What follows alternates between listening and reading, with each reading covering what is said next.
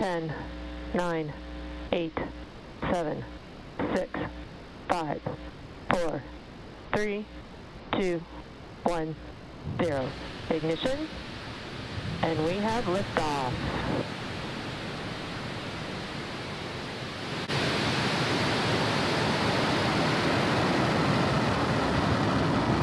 Stage 1 propulsion nominal. Vehicle's pitching downrange.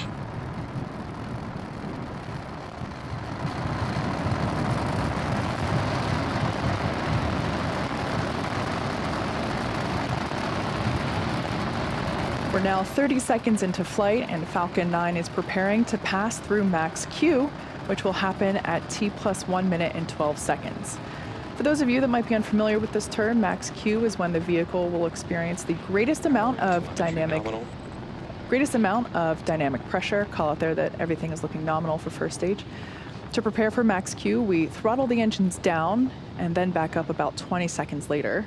And this helps ensure that we keep those dynamic pressures below a certain level. Falcon 9 is supersonic. So there we heard the call out that the vehicle is now going faster than the speed of sound.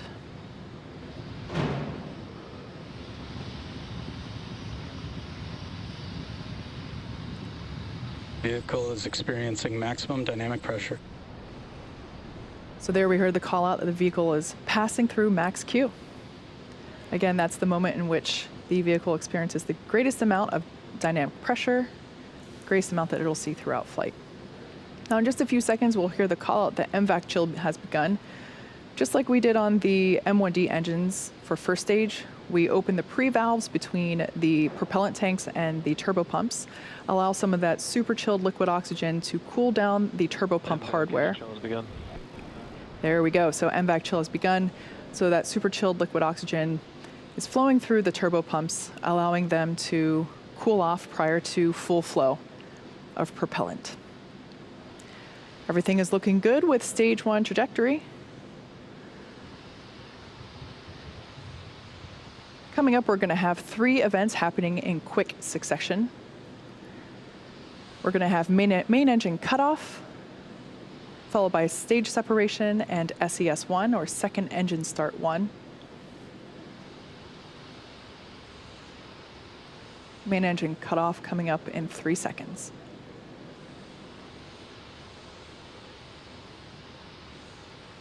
And MECO. Stage separation confirmed. All right, there on your screen we have confirmation of stage separation as well as MVAC ignition. Good MVAC ignition.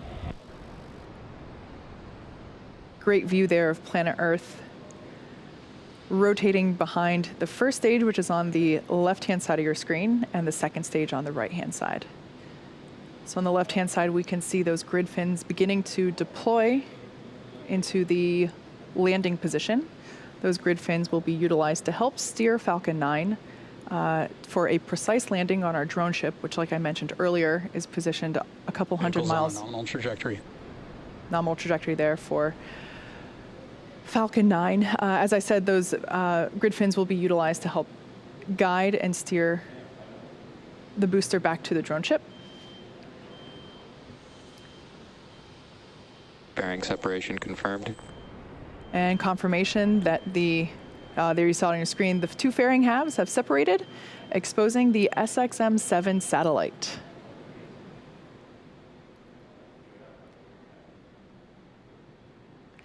If you look closely, you can actually see the fairing disappearing from view in the background there. Currently at T plus 4 minutes and 3 seconds into flight, and we're performing the first of 2 planned MVAC burns. At stage separation, the first stage's velocity is about 2,200 meters per second, or 5,000 meters per hour, pretty fast. Once the first and second stages separate, that first stage is actually still moving at such a high velocity that it continues to raise its altitude as it coasts for a couple of minutes prior to starting its downward return back to Earth. Acquisition of signal, Bermuda.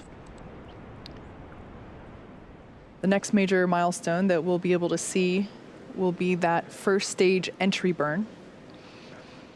For the entry burn, we relight the center engine, which we call E9, and then partway through the transition back through the Earth's atmosphere, we relight two more Merlin M1D engines, E1 and E5, to give us a total of 3 M1Ds, helping to slow the vehicle down as it passes back into the Earth's atmosphere. We're expecting that entry burn to begin in about 1 minute.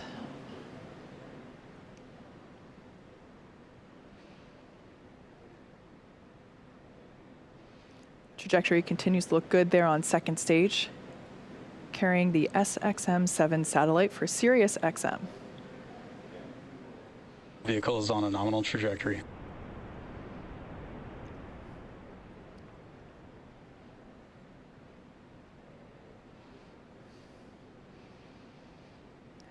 Gorgeous views of first stage as it has now reoriented itself,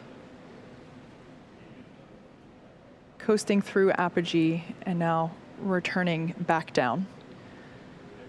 As I mentioned, we will be performing 2 maneuvers for that landing. First, entry burn coming up in about 10 seconds, followed of course by the landing burn on the drone ship. Stage 1 FTS is saved. First stage is currently about 50 miles above the Earth's surface. Stage 1 entry burn has started. There we can see that the entry burn has begun on the left-hand side of your screen for that first stage re-entry. Again, we start by igniting the center engine first and then reignite 2 more engines to give us a total of 3 engines, allowing us to slow the vehicle down as it re-enters the Earth's atmosphere. Entry burn, shut down. And shutdown of those 3 engines for entry burn.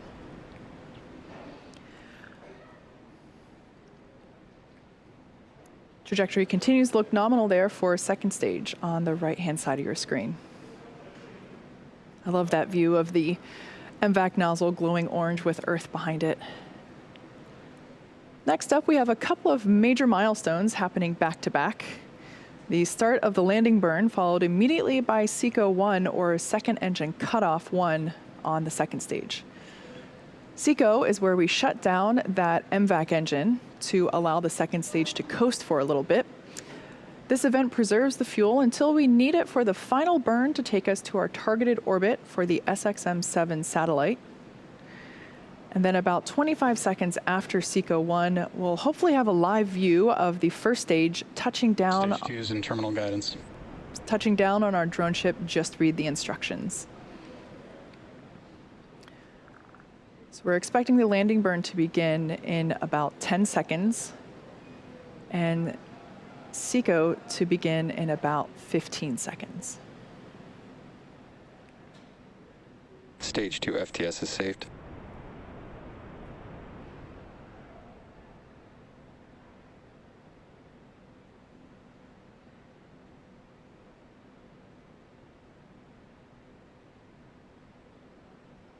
Everything continued to looking nominal. And there we heard the call out of SECO. And tuning in for that landing on the left-hand side. Hopefully we stick it. Looks like we lost the feed there. We'll try to bring that back to you whenever we have the opportunity. But we did hear the call out that we have good orbit for the second stage. So nominal orbital insertion.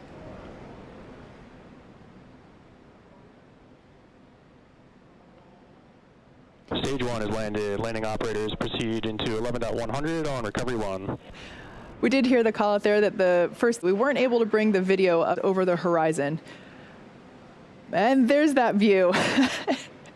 Once again, this is the 7th flight and therefore the 7th landing of this particular booster, also marking the 69th successful recovery of a Falcon 9 first stage. The second stage vehicle has just entered its first coast phase, which will last about 18 minutes, and we'll light that MVAC engine for a second time shortly thereafter at T plus 26 minutes and 3 seconds. We're going to take a break here, and as always, if you're interested in keeping an eye on that second stage throughout its coast phase, we'll leave you with an animation. See you back here at T plus 25 minutes.